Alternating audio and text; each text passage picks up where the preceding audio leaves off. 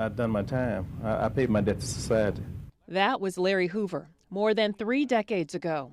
At that time, the leader of the Gangster Disciples and convicted murderer told our John Davis he had a lot of time to think about ways to stop the gang violence on the streets of Chicago. One teenager don't like the other teenager because the way he wears his hat, because his ideology is different from his. A disciple don't like a vice lord. We all black people. It's no different. At that time, Hoover, also known as King Larry, admitted being part of a fragile gang truce in the city and organizing a protest over plans to close health care clinics in African-American neighborhoods. Ron Safer, the lead prosecutor in Hoover's federal trial, reacts to news Hoover's life sentence has been commuted by President Trump. I was disappointed.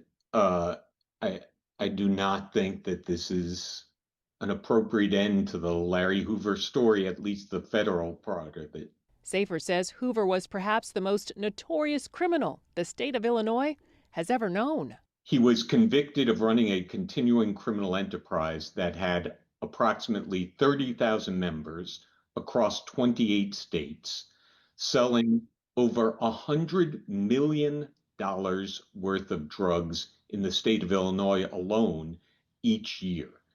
And he ran that entire operation with ruthless efficiency from prison, where he was serving a state sentence for double murder. Safer also told us about Hoover being recorded, saying teenagers needed to sell drugs for his criminal organization. The recording was made a year after the Gangster Disciple leader was interviewed on CBS Chicago. There was another tape where Larry Hoover said, "You have to share your drugs with these children." And I'm talking about 12 years old, 13 years old, 14 years old, so that they can sell it and they can have something. And he said, make them know that with you, they are somebody, and without you, they are nobody. Meantime, shortly after the commutation announcement, Hoover's son posted this picture on Instagram. That's a White House official holding a copy of the commutation. Hoover's attorneys say they're thrilled he's going to be released from federal custody, but again, he still has a 200-year sentence to serve for his crimes in Illinois. This the story of Larry Hoover on God It Hit Me.